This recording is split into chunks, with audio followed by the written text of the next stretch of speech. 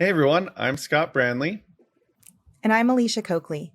Every member of the church has a story to share, one that can instill faith, invite growth, and inspire others.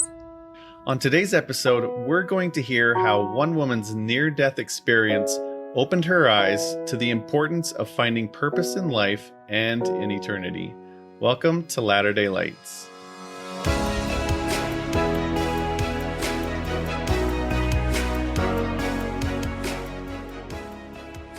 Hey everybody, welcome to another episode of Latter-day Lights. We're so glad you could be here with us. And we're really excited to introduce our guest today, Bridget Cook-Burch. Bridget, how are you doing today? I'm so great. Very honored to be here and just excited to talk with both of you. Awesome. I'm super excited. I was like fangirling over you.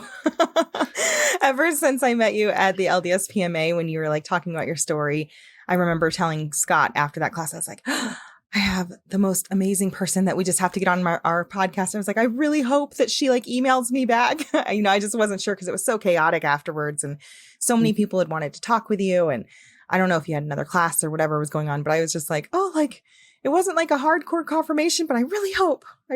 So when I got the email, I was like, yay. I was so excited. So fun to have in class and so super excited about story that it was like, oh yeah, we get to connect again. So I'm glad that you did. Thank you. Awesome. Yeah. Well, I've never met you before, but I'm excited to get to know you too. I wouldn't say I'm fangirling, but you know. I'll leave that to Alicia. You will be soon. Okay. Awesome. Well, Bridget, why don't you tell us a little bit about yourself?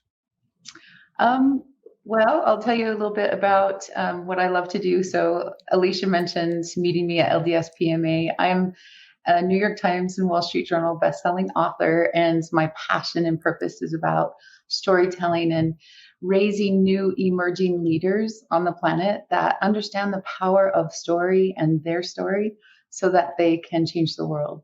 So my clients call me the book whisperer, and I just love to bring out best-selling books and opportunities for people to speak, for films, documentaries, stories to come out into the world. And so that's kind of what I do professionally. Wow, which is kind of along the lines of what Scott and I do, just you do it on a very, very large scale. You know, you're sharing other people's stories, right? Is essentially like your main topics. Is that correct? As far as books go? Yeah, it's so amazing. Usually it's, so podcasts I think are so incredible. It's one of my favorite media that has happened over the last couple decades because you can get such rich and vibrant stories, which is wonderful. But sometimes people have really complex stories that, you know, these flashes that we're used to in media, certain kinds of media and things, that it deserves a longer platform to tell the whole truth, if that makes sense. And so I think what you guys do is extraordinary, powerful, and vitally important. And I think books still play that vital role, especially for educated people who want to find out the full truth and not just, you know, some snatches of things. And so I really love that about both mediums. There's such great things. Yeah, I totally agree. So where do you live? Do you have family? You know, what kind of education, I guess, background do you have? Do you have any weird talents? Like, tell us a little bit more. Well, Alicia, when you and I were talking, I was telling you about my background and my nonprofit and stuff, and you're like, okay, well, there has to be something like weird about you. Like, are you a horrible housekeeper and cook and things like that? And I needed to feel better about myself. I was like, you're like Superwoman here. Yeah, I used to be very OCD about it, and then I realized it was getting in the way of getting other things in life done. And so now I can keep things clean and neat, but I'm not OCD anymore. And it really shows from time to time. It's like, oh, you're coming, give me at least 15 minutes. Make something representable. But no, I live in south of Salt Lake City, up near the mountain, in a beautiful little place that has a lot of nature. And we absolutely love that. And I have 4 kiddos, 3 daughters and a son.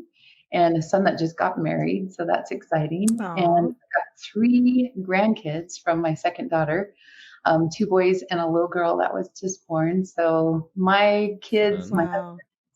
my grandkids are like the light of my world. I just absolutely love that and them. And most Aw. of them are here in the local area. My daughter and her husband are living in Arizona right now, and he's going to dental school and he's in the Army. So we will see where they send him next. But I'm Oh, super excited for all the adventure of family and life, and just, that little thing of seeing where these little ones are going to take their lives is just beautiful. It's fun to watch. that's awesome. Very cool. Aw. I love that. I can't wait. Now, do you have, I asked one of our other guests this, do you have a special grandma name? Yes, it's Mimi. What's your, Mimi, that's so cute. I thought it would be Nana, but Nana was already taken. So Mimi was the next one that Okay. my grandson seemed to love, and then it caught on from there. Nice. That's I tell fun. my kids all the time, I'm already claiming I'm Glamma and your dad is going to be Grandpa. Like that's, Grandma so we and got Grandma. Glamma and Grandpa. That's what we got. We've got to wait. I have a 16-year-old as my oldest. So I got a little bit of time before he marries You got some time. Scott's daughter. That's arranged. So we got a little bit of time before Scott and I have grandkids, right, Scott? Hopefully, yes. You're like, hopefully. I know with my Awesome. son Well, who was just married, it's like, take your time, but it is, Yeah. it's such a thrill when it happens. Very Yeah. true. well, Okay. Bridget, the time is yours. Why don't you share your story with us and with our viewers? Okay. Well, my inspired authors retreat, my inspired writers retreat, I like to tell my authors a little bit about some of the things in my past. So I grew up Catholic in Brigham City, Utah. I had enough guilt to be a Jewish princess. I had an extraordinary, wonderful adoptive family. I was adopted at 6 months age. But there was a little thing that sometimes happens, well, often happens with adopted children, where there's this question of, why was I given up? And I think it's an important thing to always tell the truth to a child, because they're going to know it one way or the other. This way they can tackle some of those questions a little bit earlier in life. But I just always felt, I think, unworthy and a little broken, even though I was having these amazing experiences, grew up in a really amazing home. And the biggest thing I would say is that just that feeling of unworthiness made me overcompensate. So I worked a lot. I was trying to get good grades in school. I also wanted to please my friends, most of whom, since I was Catholic, were more on the partying side of things in our conservative little town. And then I went off to college. At first, I started at University of Utah. I got a little homesick. Most of my friends were up at Utah State or in the local area. And so I went up there, but the economy was so different. So I ended up having to work 3 jobs while I was going to school. And I started to really wear on my body. And soon enough, I went down to visit my mom in Brigham City, and I just said, I don't feel good. And I hadn't eaten for several days, and I'd lost like 30 pounds, and I was very emaciated. So she rushed me to the doctor. And luckily, it was right next to the hospital because I collapsed. They rushed me in for emergency surgery. I had fissures and holes in my colon from stress and other things.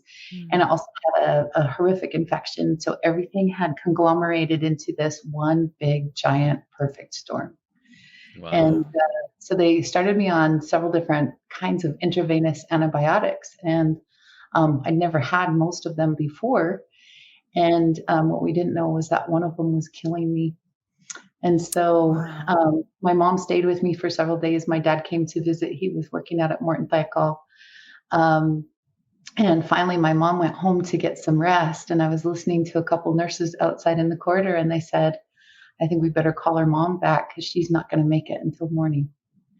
And so I was there, and I don't know about you guys, but, when I was young, and even though I had these underlying emotional sadnesses and just feeling, unworthy of God's love, there was this part of me that felt, invincible as a young, as a 20-something-year-old. And then there was this other part of me that in that moment, I knew that I had not fulfilled the measure of my creation. I didn't know what that was. But boy, did I know I had not done what I had come here to do. And I just knew it with all that I was. And so I prayed, and I know my mom had been praying like crazy, and I'd had a priest come in earlier in the day and give me a blessing. But then I had an extraordinary experience with a roommate, and she and I had listened to each other's prayers, we'll say, and there were some personal things that were shared. And she turned to me in that moment. She goes, you're dying, don't you? And I said, yeah, I do. Earlier that day, however, she had come out from surgery. She had gallbladder surgery, and it was the old-fashioned kind, before all the little things that you do now. But at the time, it was the long incision, and her body was not accepting the medication, and she could feel every cut, every stitch, and she was writhing in pain. And, she's behind the curtain, but I could feel her. I didn't know that there was such a thing as being empathic and feeling other people's feelings, but I felt her pain, and I was crying for her. And then her husband and her bishop gave her a blessing. And within about 15 seconds, I heard her sigh, and the pain, I could feel the pain leave my body as it was leaving her body, and she fell asleep. And I was like, whoa, I do not know what I do not know what that is. But when she talked to me in the wee hours of the morning and said, you're dying, don't you? And I said, yeah. And then I was like, can anyone have one of those blessings? And she said, yes. And she called her husband right away. So this poor man, in the wee hours of the morning, he grabbed another gentleman from their ward, and they came to the hospital, and they gave me a blessing. And, I didn't understand all about religion or, I had grown up as I was an acolyte in the Catholic Church, and I was very avid, and my dad was a deacon and my mom was a convert and would bring in converts. And so we grew up in a very religious, but also spiritual life. And so I went to church every Sunday. Well, almost every Sunday. That's kind of a rebel. But I listened to like the scriptures and doctrine and different things like that. And I had a certain kind of connection. But what happened during that particular blessing and then after rocked my world for forever. Because as the blessing was taking place, I felt something within my body, and a peace came over me that whether I lived or died, it was going to be okay. And then I fell asleep, and it was a nice, beautiful sleep for the first time in a couple of weeks, or a couple of days, I should say. But it was interesting that I woke up and they were gone, and everything was still just doing its thing. And then I felt and saw the presence of two beings in my room, and one of them was just so bright and so dynamic, still makes me cry to talk about it to this day. I was in the presence of such unconditional love. It was undeniable who it was.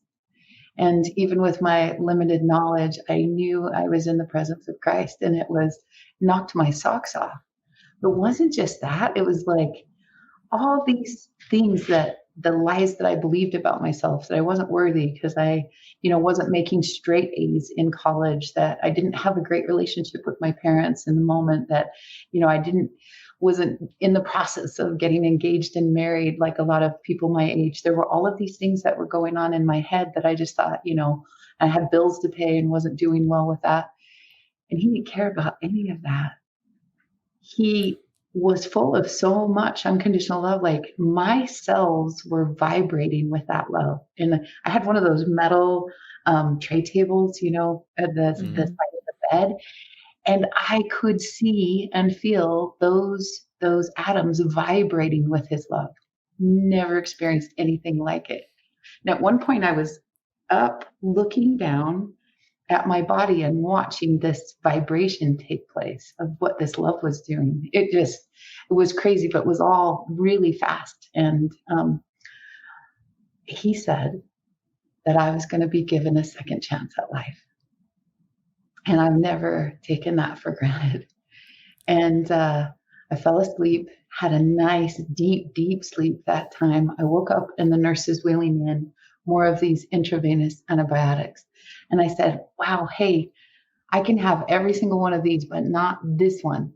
And she's looked at me like, I was the crazy person to send back to the asylum. And I was like, no, really, this one is killing me. And I didn't know how I knew. I did not remember him saying anything like that. But I woke up with that absolute knowing in my body that I could not have this one.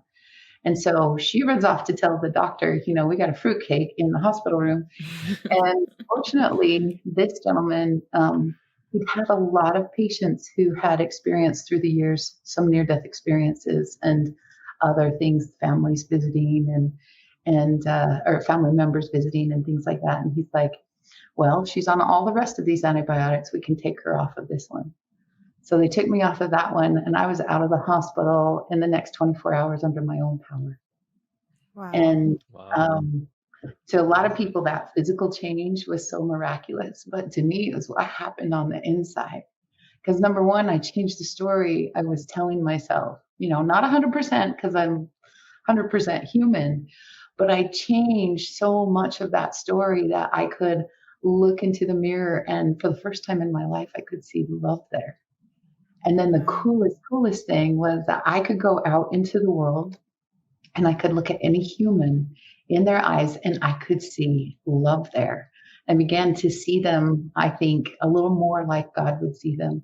All the potential, all the purpose, all the beauty, all the joy, all the love, and even like all of the glory and the messiness of life, if that makes sense. Mm-hmm. Like that being messy is part of the reason we're here, to work it out, to learn the lessons, to understand what being human is all about, that we can create and grow from our experiences and have better and better, higher qualities if we let them, instead of letting those stories keep us limited. And I was able to go work with high-risk gang youth in Denver, and that experience shifted and changed my world. I just wasn't afraid of any of them anymore. It was like I was conscious and aware of what they could do because of how they'd grown up, like a gang being like their lifeblood and it's like their religion. But when I saw how some of these kids could change their life around the moment they began to have a different possibility of life, when someone would love them enough to show them a different way, and they'd be like, I don't have to go do the drug deal. I don't have to sleep with my gang leader. I don't have to pull the trigger, even though someone else told me I need to. And I saw the power of story and just fell in love with the human soul. So, oh my goodness, that's amazing. I loved when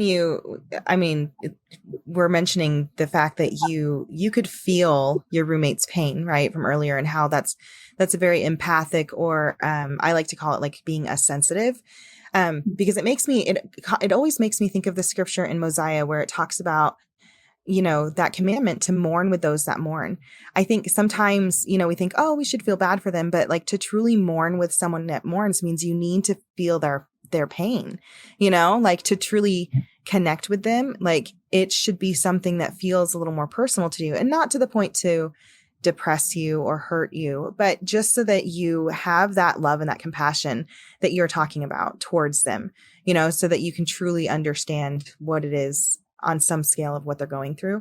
And I just think it's so interesting that, this was, I'm not going to age you or anything like that. Obviously you look amazing, but you're a grandma too. And so this probably happened a little while ago, before you were married and had kids. And back then you didn't know what being empathic really was like. And when you talk about the vibrational energy that just kind of resonated with that experience with the Savior, those are things that happened that you had no idea what they even meant.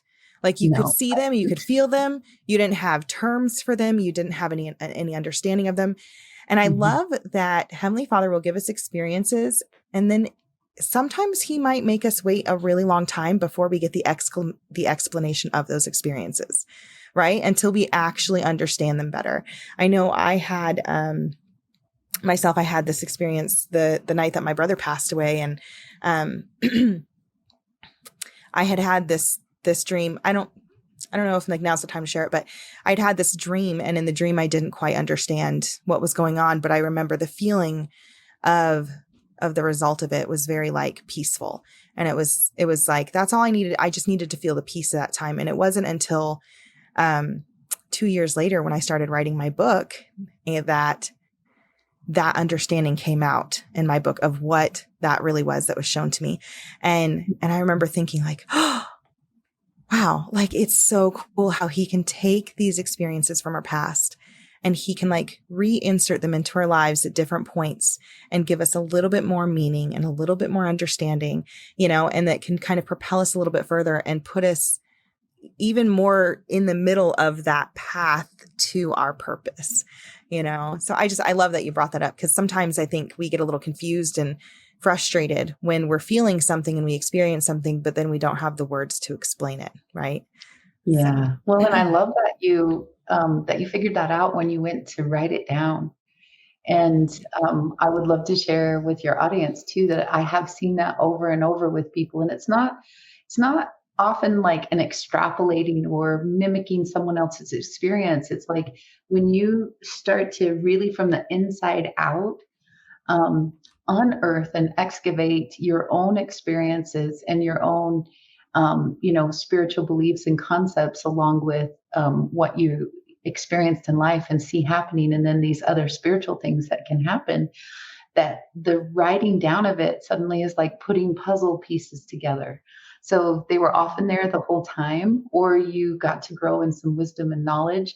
But then when you go to write it down, there's these beautiful, significant things that can take place because your consciousness is focused on, well, how do I share what happened inside of me? And then you get more of these concrete understandings about yourself. I call it becoming a witness to like your own divinity and your own connection to the greater divine. And so it's a beautiful thing. So I'm glad you shared that.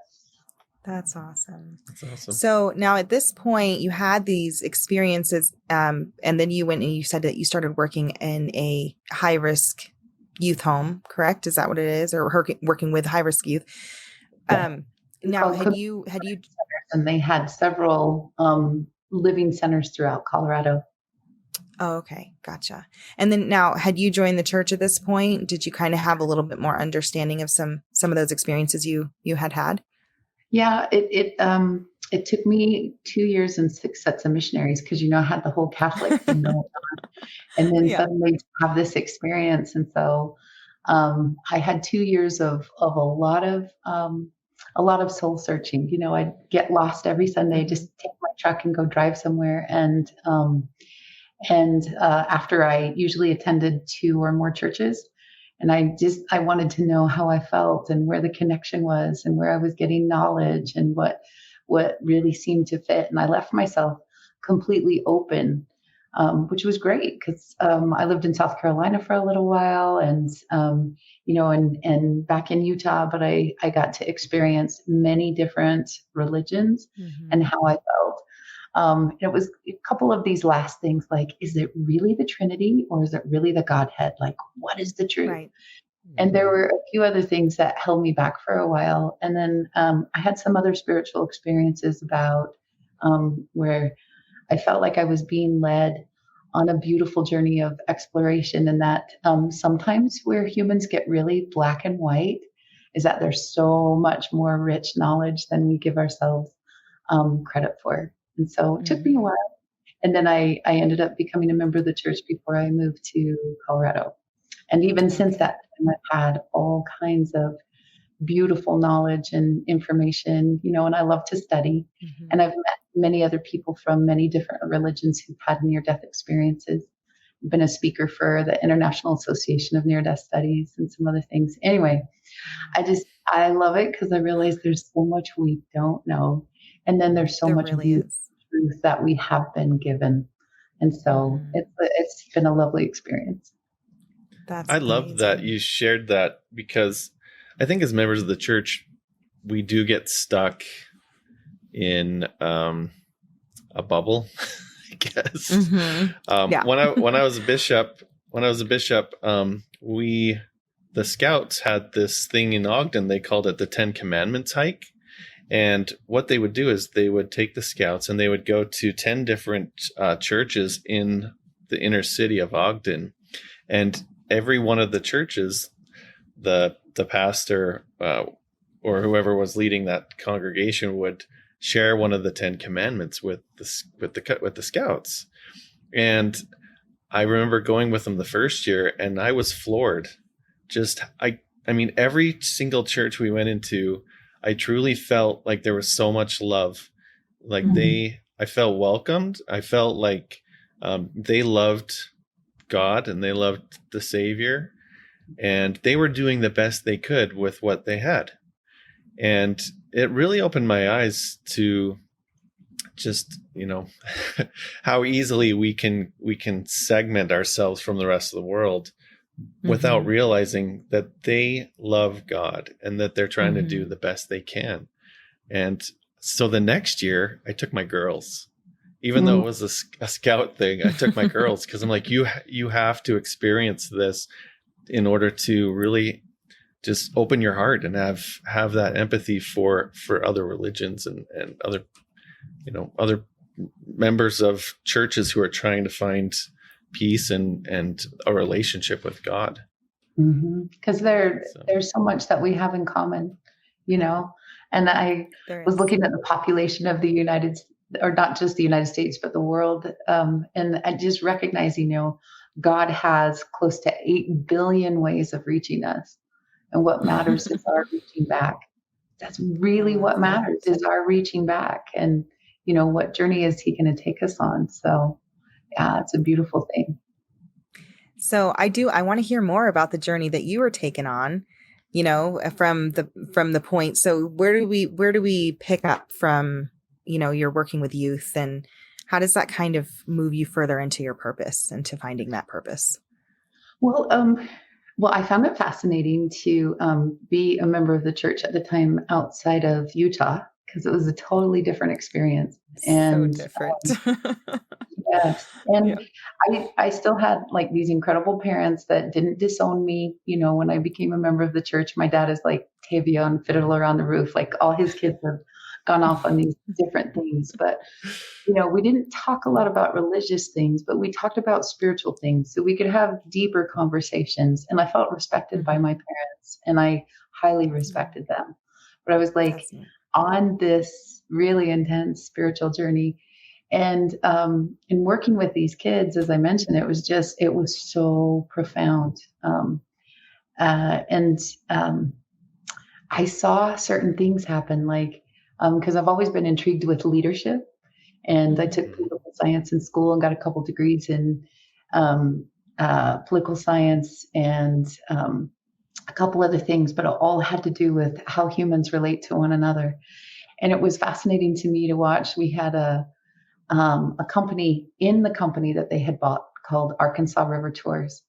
And we would take these kids from the concrete jungle and then take them out onto this, raging river.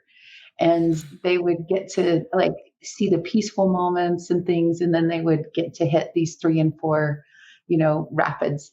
And to watch what would happen where sometimes the bullies would crumble because they were so used to the constructs and the mechanisms that they had built inside of themselves and how they would maintain power and control.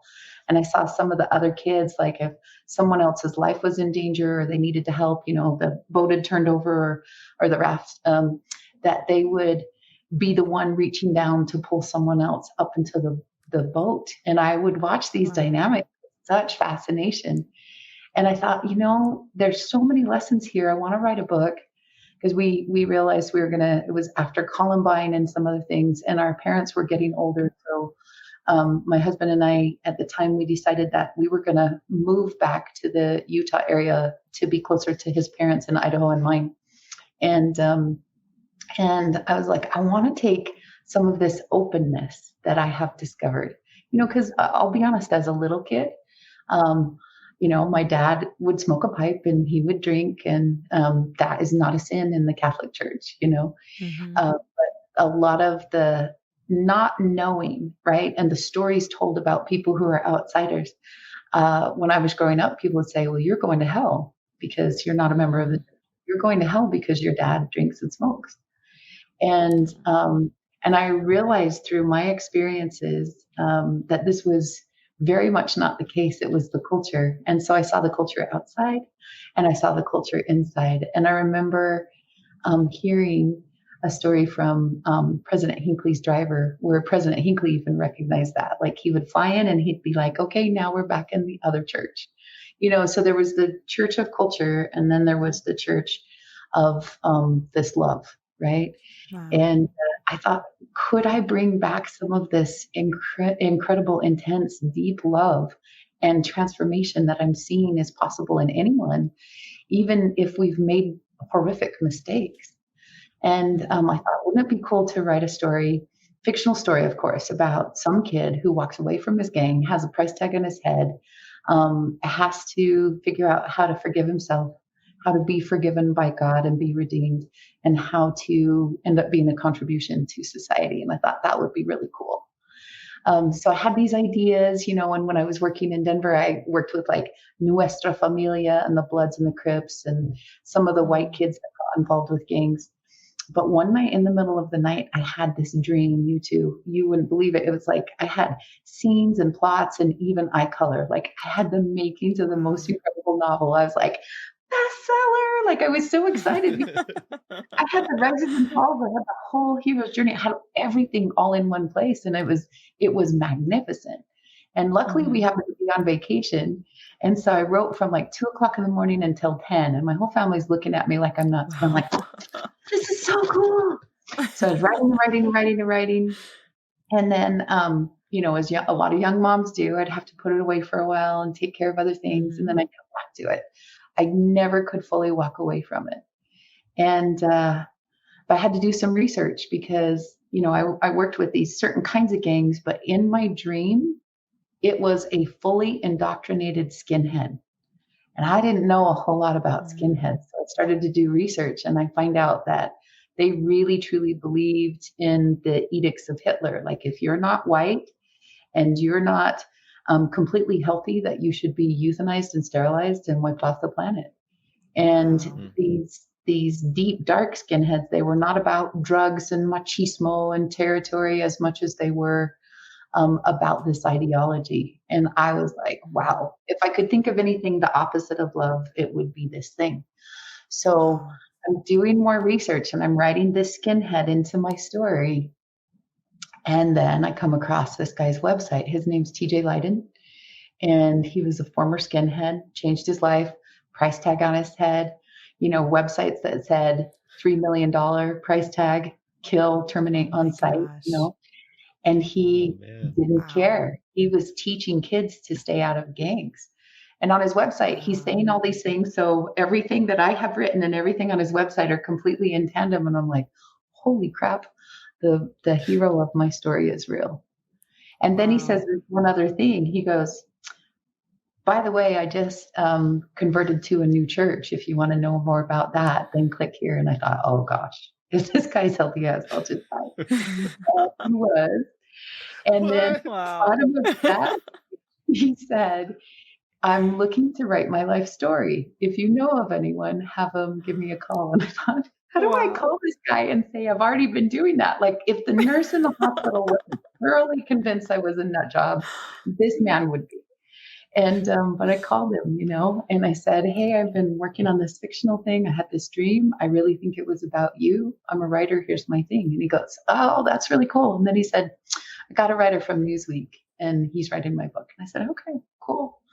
And I was like, I don't know why I felt guided to this, because everything felt guided. And I said, but, I will respect that. And I won't publish this fictional story because you're real. And he said, I really appreciate that. And what I didn't know at the time was that someone had taken 95% of his story and put it in film and never gave him any credit. It was called American History X. And I remember that movie. I shouldn't remember that movie because it was intense, but I didn't grow up active in the church. And so there was a lot of those movies, but that was, oh, wow. Yeah. And That so was an when I intense said, thing. Oh my gosh. I'm going to honor your intellectual property and the fact that you're real, and I won't write this story. Then when his writer from Newsweek flaked out, he called me up and he said, could you write this? And I'm Oh. like, heck yeah. So that was my very first book. I thought it was going to be fiction. Turns out to be nonfiction. It's never won any groundbreaking awards. It's never made me a whole lot of money. But what it did do was two things. Number one is it started saving lives wherever it went, in prison, outside of prison. And more people were hearing about TJ. He worked for the Simon Wiesenthal Museum of Tolerance. He was on the CNN a ton of times, but also the History Channel.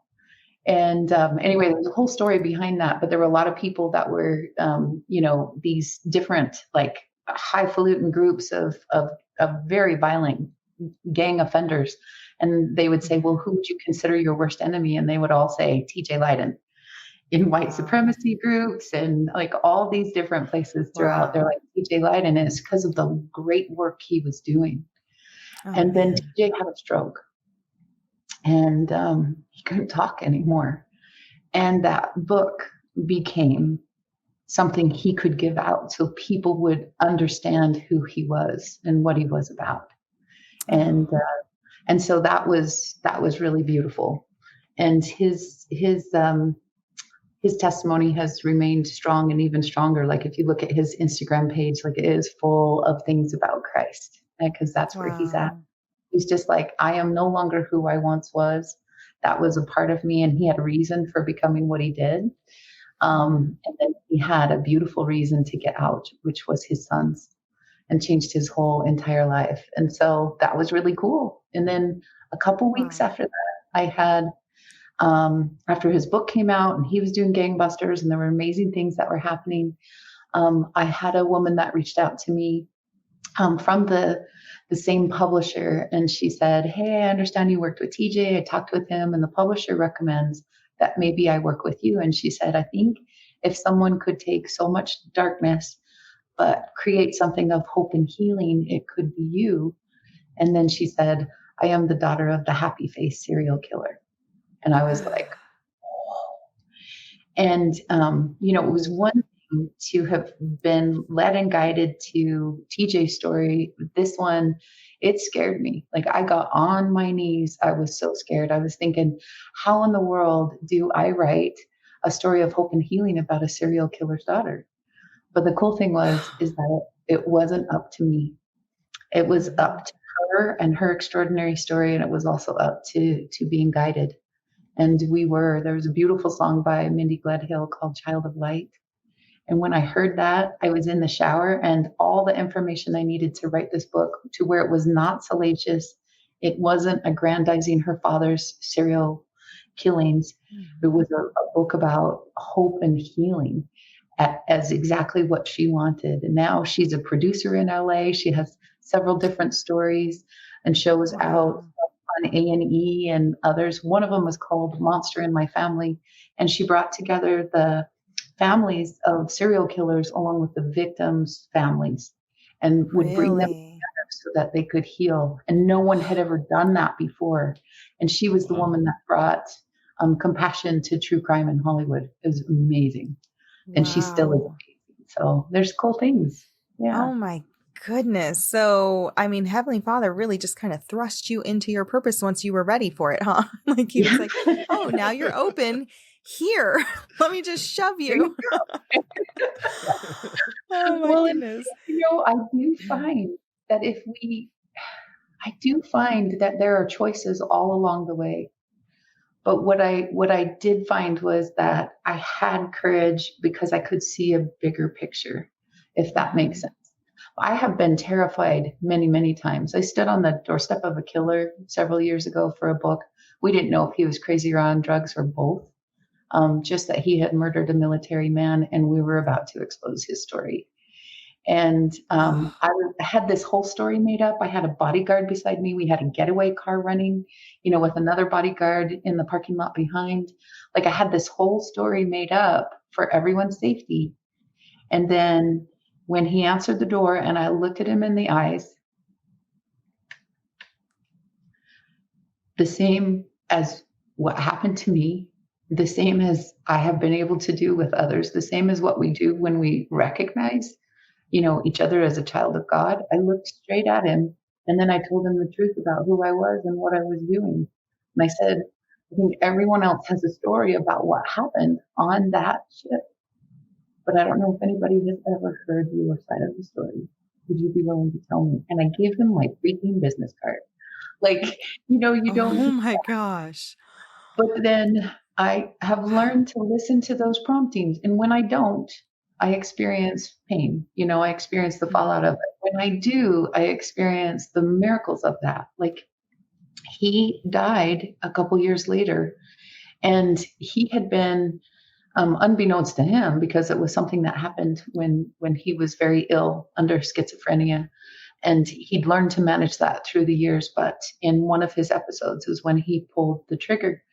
But knowing the truth of the story, and then also his sister, who I had interviewed, reached out to me and let me know when he had passed away. And his presence had this grip of like more than 30 years, close to 40 years of complete terror on one family.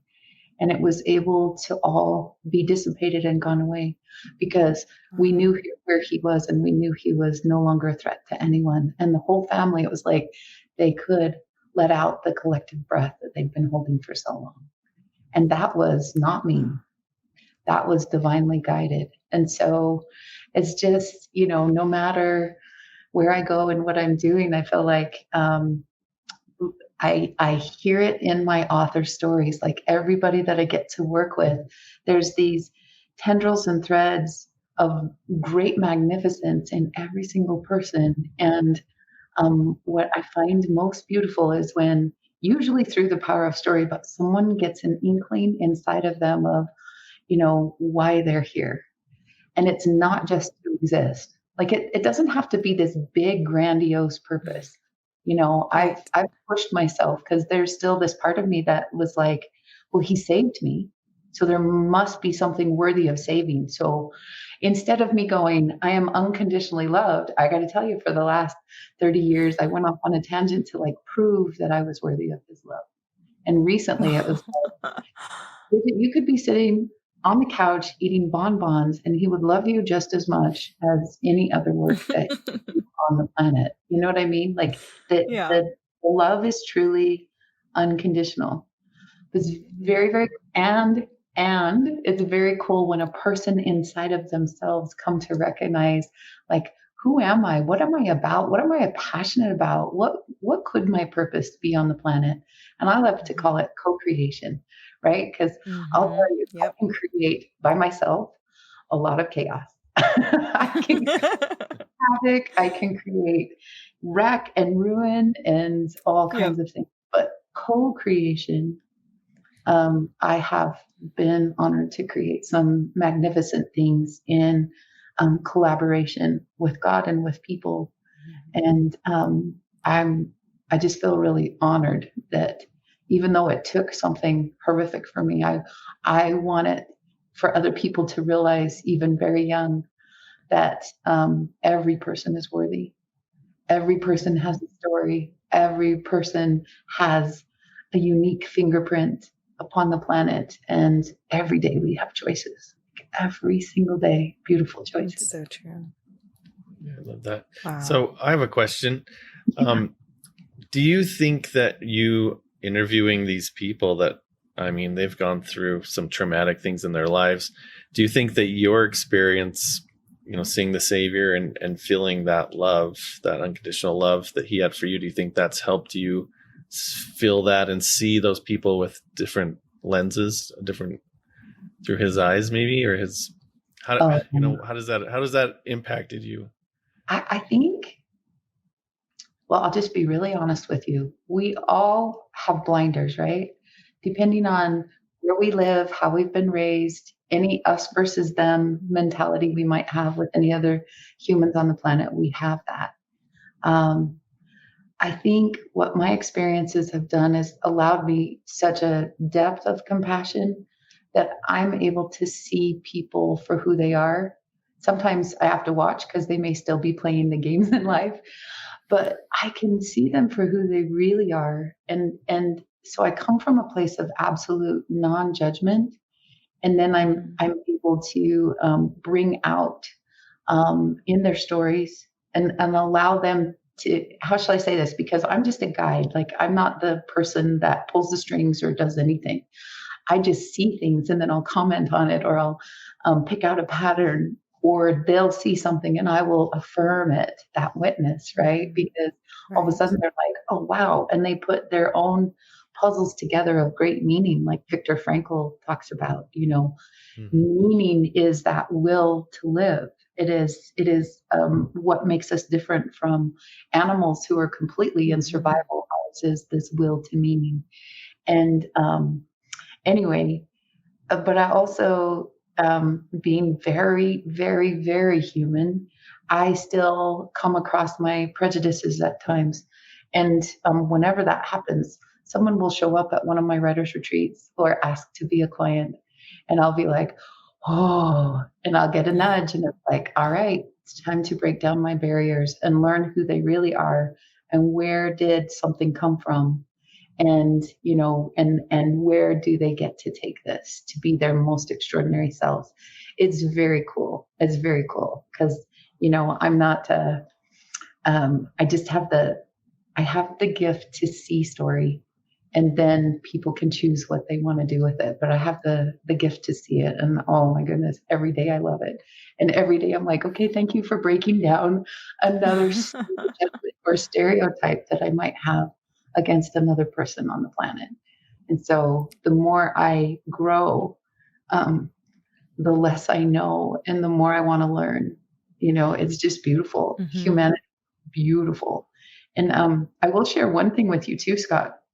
When I have been speaking like at IONS and other things, there have been people who have been like, some people get very obsessed with like doomsday kind of stuff. And I will share this with you, is that I tell them, and I would love to tell you, is that I learned in that near-death experience that God has ultimate faith in humankind. Despite the fact that he gives us endless choices, he has ultimate faith in us.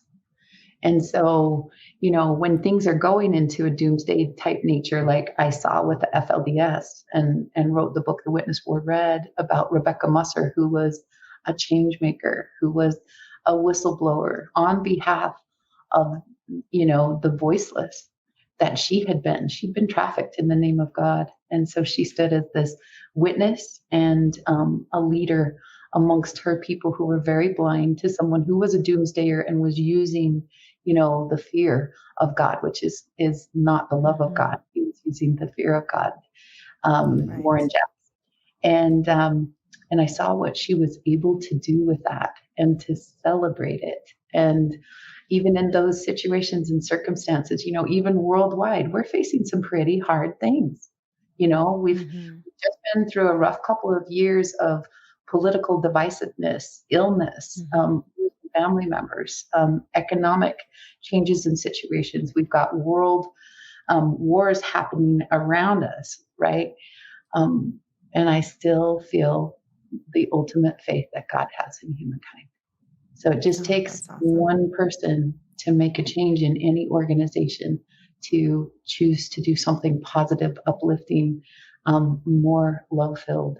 So, sorry, I get all passionate. I love that. No, it's amazing. I'm just like in awe. I've gotten goosebumps so many times already. And I'm like, I want to write that quote down and I want to write this quote down. Like, I wish I had a pencil near me. I'm going to have to pull out my phone when I re-listen to the episode and take all these notes. But, one of the things that I was kind of thinking of is, and I don't know if this is the case with you or not. Maybe you can shed some light on it.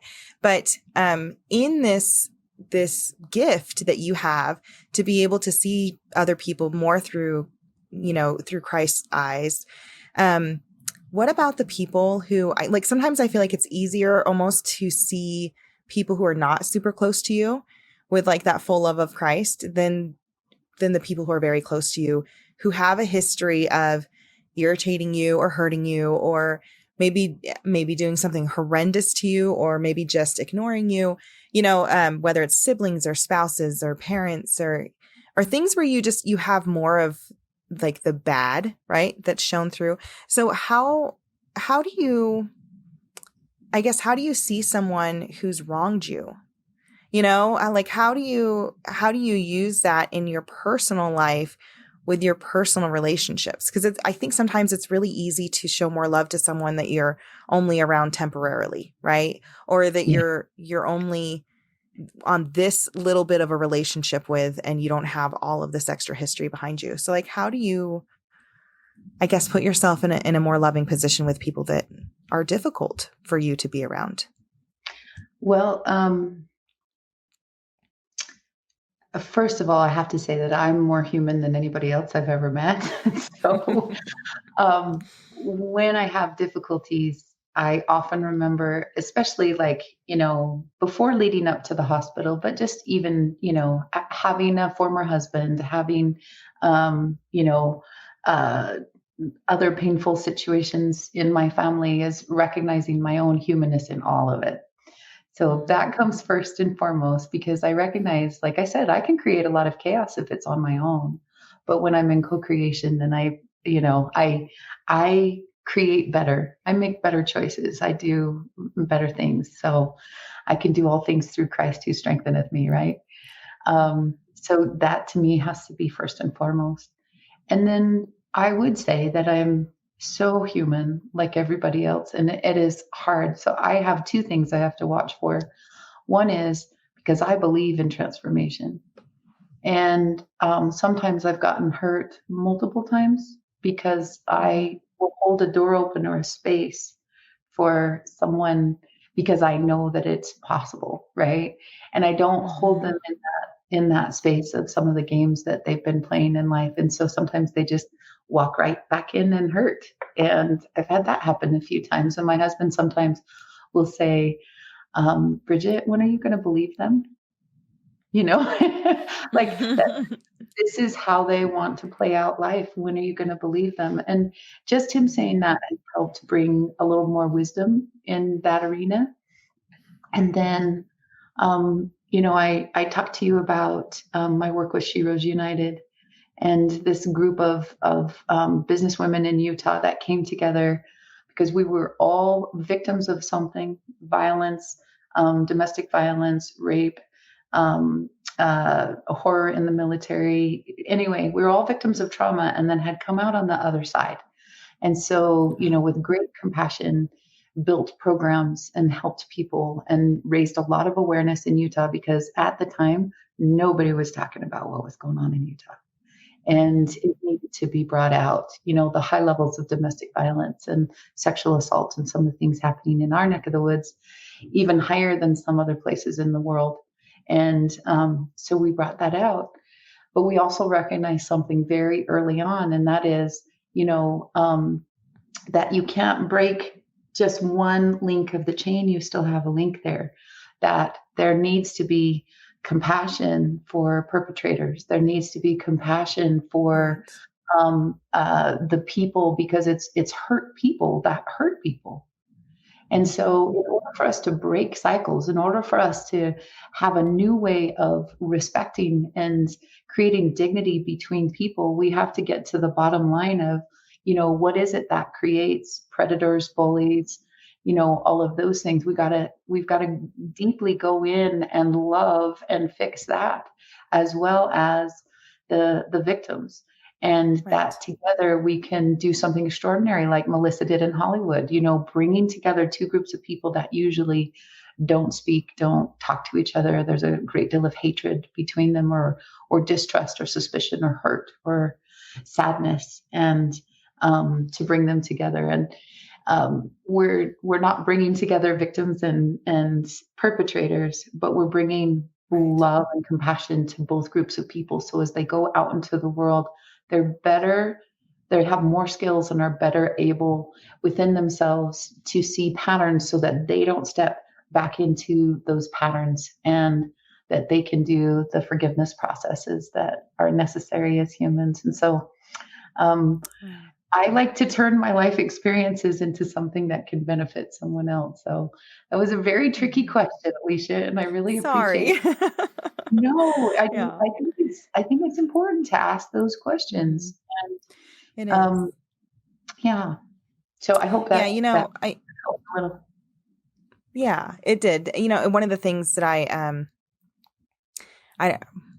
okay, my husband says that I say too much stuff. He's like, you're a little too What? open sometimes. No. I know, right? So I'm going to be a little bit too open, but maybe he won't listen to this podcast and he won't be like, "Hey, stop." Anyway, there was a time, Bridget, you don't know this, Scott obviously does, but where my husband, he was not a member of the church, and we had a really, really, really horrible, tough marriage, to the point where we were ready to get divorced, and in a series of events, we had decided to get divorced. My husband reached out to my brother.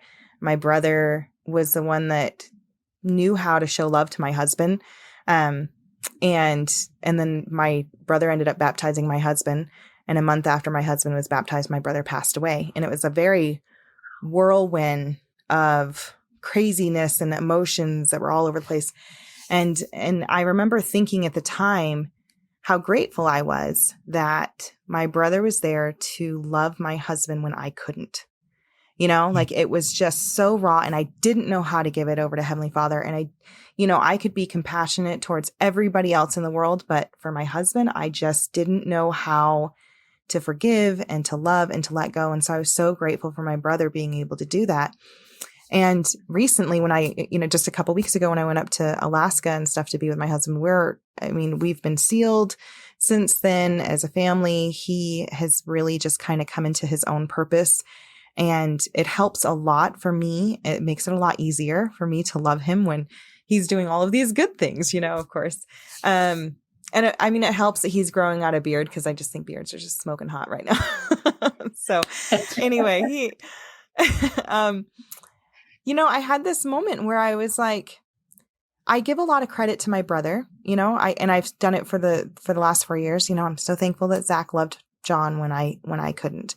And I've said it so many different times before, but I had this revelation when I was up there with him and we were going out to eat or something like that. And I just thought, I'm so thankful that my husband was able to love me when I didn't deserve it. Wow. Despite the fact that he was not a member of the church, and I could tell you everything that he was doing wrong in our marriage, of course, that I was not innocent by any means. I was a hard woman to live with, for sure. And for some reason, he was still able to love me. And it wasn't just once, it was multiple times and tons of different circumstances where I did not deserve it by any, definition of the world. But somehow he tapped into that. And so I get so envious sometimes when I see people being able to forgive and being able to love unconditionally.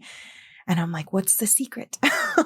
How do you do it? And so I love that you answered that it's kind of about put yourself in that co-creation part first, right? Like make sure that you understand that you're not the only person that's creating here, that you have your Heavenly Father by your side. And when you create with, what do you want, Heavenly Father? Like, what do you think would be a good idea? And not, what do I want to do because I need to feel justified in it? All of a sudden it's a little less messy, or even if it is messy, it's more, like a full-on Monet, right? From Clueless. Like just, up close, it's a big old mess, but from far away, it's beautiful. So, I loved that you had that insight about co-creating with our Heavenly Father, because some people just get it, and for some of us, like myself, it takes a little longer sometimes. So that's Well, and we all have that, but how beautiful that you have Scott in your life also to be an example of that unconditional yes. love. And Mm-hmm. look at you being willing to talk about it. So not only may you be inspiring others to look for love in a place where they have let it go for a while, so that they might be able to create different circumstances and situations and relationships, but also that you've had this one time in such a remarkable degree that you now in other situations or relationships could have that possibility of holding that space, right? Whether they choose to Yeah. step into it or not, but holding that space of love. Because I think, we're not going to take our credit cards with them or our lovely houses or these other things. We certainly can take our grudges to the other side. We know that Yes, we can and does happen. But I think the places where we have shown up in love are going to be some of the things that we can take with us forever and ever, where we learn not to regret, but when we have regrets, that we make sure we learn from those so that we can apply them in another situation. We either win or we learn. I love that phrase, because it's like learning to me is just, it's so delicious. And I still have so much to learn. We all do. So I have a story that really fits into what we're talking about. When you talked about having compassion for people that have hurt you, there was a lady that was, when I was a bishop, she was in the other ward, but somehow we met and she had a near-death experience. So that's why I think this applies. And she told it to me and she wrote a little book and she gave me the book. Well, my most favorite part in that book was when she grew up, as she was growing up, her brother was really mean to her and she could never understand why. And when she had this near-death experience, she was able to see her brother and what he went through his eyes. And she got to see some of the things that he went through that, were very painful for him in his life. And he didn't know how to deal with it. And so he took it out on her. And just to see compassion, have compassion on her brother through this near-death experience where she got to see through his eyes what he went through. It's hard. It's really, really hard to have compassion for the perpetrator, right? We always have compassion for the victim, but I mean, if we're going to be truly Christ-like, we have to have compassion for both. And so I really love that your organization takes the time to look at both and to see what you can do to help both sides. Yeah. Thank you. That's rare. That was a beautiful, thank you for sharing that story, Scott, because that's a beautiful example of I think the bigger picture, which is why I love books so much, right? Because you get a chance to see those longer, deeper threads of story that we all have, in our humanness, our messy humanness. And one thing that kind of struck me was just this, that all of us, in the mistakes that we make, we're perpetrators at some point. We just are, not on purpose all the time, but hurt people. So the times that we've been hurt, we often will create a scapegoat or be rude or brusque to someone else in a certain situation, and to them, how they see it or how they take it in or where they're at in their own lives, And so this compassion for that, I think, is great. I'll share with you a sacred story that I don't talk about very often, but I think it kind of applies with what you just shared, Scott. When I was working on the Witness War Red, I was in some deep prayer and meditation, and my adoptive father, who I deeply love, he came to see me, and he had a really strong message for me. So he was showing me, he was in a tux and he was dancing with my grandmother.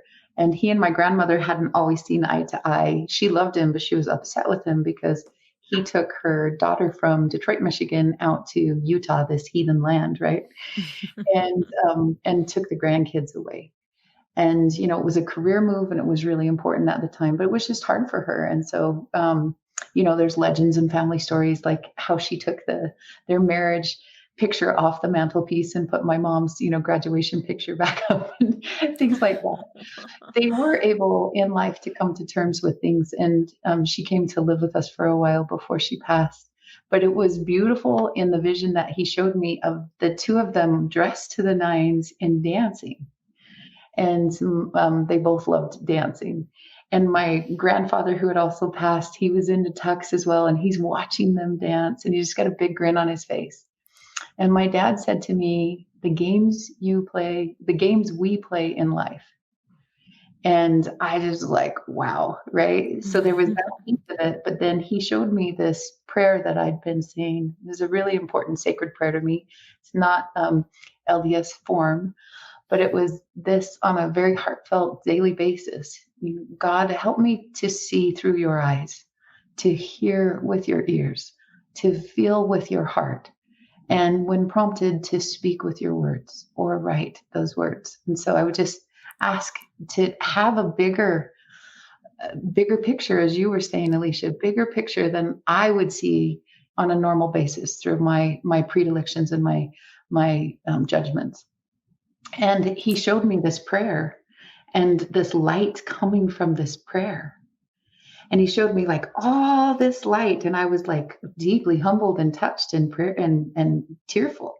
And then all of a sudden there was this black wall, just black, horrific, because it was the absence of light. And I was like, oh my gosh, what's that? And he had me peek over the side of that blackness, that wall. And there was Melissa Moore's father, the happy face serial killer. And I didn't hate him, but I didn't trust him. And I was still mad at him for the things he had done to Melissa. And I just withheld my love from him. And my father was showing me that that was not a godlike trait. That was the opposite of this that I was asking for. And here's this one section. And so I remember walking into the courtroom when I was working on the witness warrant, and I got to be at one point walking down the hall to go to the courtroom as they were leading Warren Jeffs out in handcuffs. And for those of you who don't know, Warren Jeffs was a pedophile prophet of the FLDS who ruined more than 500 lives. And he's in prison for life plus 20 years because of the courage of Rebecca Musser to tell the truth. And there were others that also told the truth. But I remember he comes out of this little room and I looked for light in his eyes. And I don't think I ever would have done that before, as encased in my judgments. Now, I'll tell you, I did not see light there, but I looked for it. And I realized what my dad was saying is just the power of the space of love that we choose to hold for anyone on the planet, even when we perceive that everything in their life is really screwed up, wrong, bad, sick, all of those things, that we ourselves, that we still have learning and love to give, if that makes sense. So yeah, that was, I don't hardly ever share that, but I will tell you, it changed my world. And again, I just take a look at all the judgments I still hold after all this time and do my best to lower those walls and to just love people exactly where they are. Because honestly, that is something that most predators and most people have never experienced, is just to be loved where they are. You know what I really loved about that? I mean, I think you shared that strictly for me. I'm just going to say, just there are some very, hard things that have weighed on me for quite a while. And so what you said was just so, so powerful. And one of the thoughts that kind of popped into my head when I'm like such a visual person. So like I like played out as you're like describing your dream. I just kind of played that all out as you were describing it. And I thought about in church today, someone shared this plaque that had been hanging up on a wall that, years ago they remember seeing, and it said something along the lines of, if you don't feel close to God, who turned away? And I was just, I love that you mentioned that you had this black wall, and it was that you essentially put that wall up and was not willing to share that light and that love with that person, And I just kind of had this thought of like Heavenly Father telling me, if you're not close to this person in your life anymore, who is it that really turned away? Did I stop loving this person? Did I build these walls? Yes, things have changed and maybe they're not making the choices that I would want them to make, But, and yes, there was probably turning away on both parts, but do I want to ever have that on my conscience that I'm the one that stopped showing love towards them, So that was like a 2x4 to the face. Thanks, Bridget. That's what I'm known for. No, I'm just kidding. I know. I love it. I love how you are so tender and you learn things.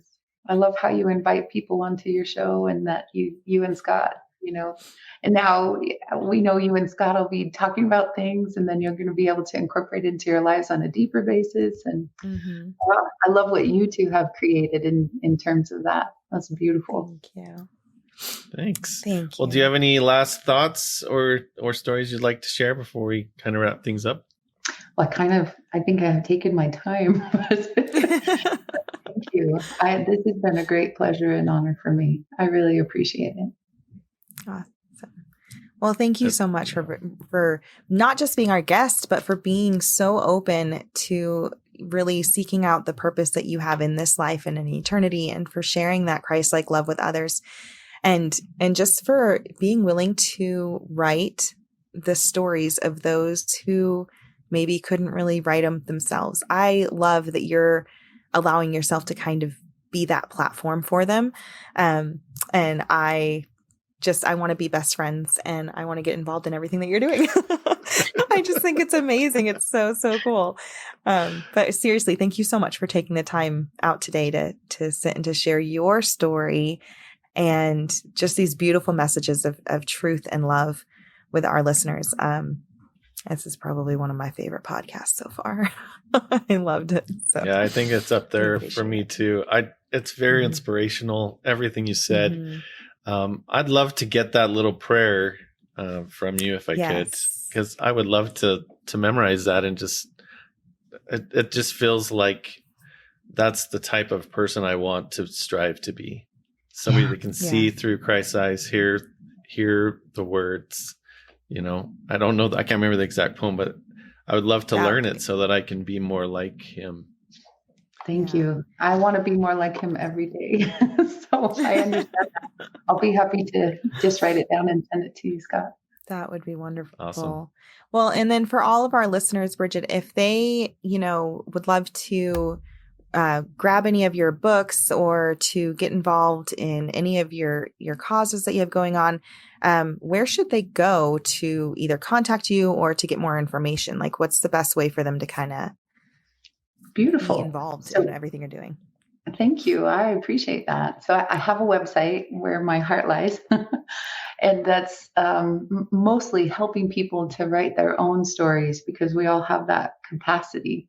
And that's why I put on Inspired Writers Retreats. And so I have if you have a story and you just haven't given yourself permission to tell it, or you haven't taken the time to do it, but you know that this is your year, then I would love for you to go to inspiredwritersretreat.com and join us. We have a few a year. They sell out pretty fast, but I would love to have it. And I keep them small so that we can have like this deep dives into people and stories and can get really connected and be in a safe place, but also learn how to become a leader from the power of your story. So that's my favorite thing. And then my big website is yourinspiredstory.com. And there's places that you can go to find out what we're involved in, what we're doing, where I'll be speaking next or where I'll have retreats next. And we do everything from teaching online classes to I have executive coaching where I help people to write their stories. And I always have a couple of pet projects of stories I'm writing myself because I will always be doing that. I love it. And then and we've got a great in-house editor and others. So we help to craft and create best-selling books. And we do it sometimes we have people from LDS audiences and we have people from way outside of the LDS spectrum or that just want to reach a broader audience. And so we're able to do that and help you with New York or help you self-publish or indie publish. And we love that. And we have a website called SheRoseUnited.org. And right now we have a beautiful program going where we teach a program called Inside Out, which is allowing these women to understand where they come from and what their roles and responsibilities have been, to understand the power of their own story and how to change it, and what their own personal Bill of Rights is and other things. And so it's really powerful. And we've been teaching there for almost 5 years. And it's one that they keep asking to bring back again and again. And so we're looking for volunteers for that. And we're looking for volunteers on our board who want to help us to get this out in a much bigger way, because we're getting requests from other prisons throughout the country to be able to bring this to women. And we're also expanding into men. And so we would love to have volunteers who are say, yep, now's my time to serve. That would be great. Oh, I love that. Awesome. And we'll be sure to go ahead and add those links in the description for any, anywhere that we're putting. So you guys don't have to remember them all. You can just go through the description. We'll make sure we have all of that lined up. If anyone was interested in reaching out and having you maybe do like a fireside, is that something that you do, or are you more on like corporate bigger levels, or? I do corporate bigger levels, but I also have this, the things that draw my heart are those where people are interested in their own personal transformation, and they are looking to love more deeply, give more compassionately. And so just depending on my schedule, I'm generally make myself available. Okay. Awesome. So they can just reach out to you on one of those platforms and let you know if they have a project for you. I'm very active on Facebook and Instagram too. So feel free. Perfect. Awesome. Great. Well, Bridget, what an amazing story. Thank you so much for taking the time out to share it with us today. I know I feel incredibly enlightened, and I'm sure our viewers do as well. So thanks again for being on the show.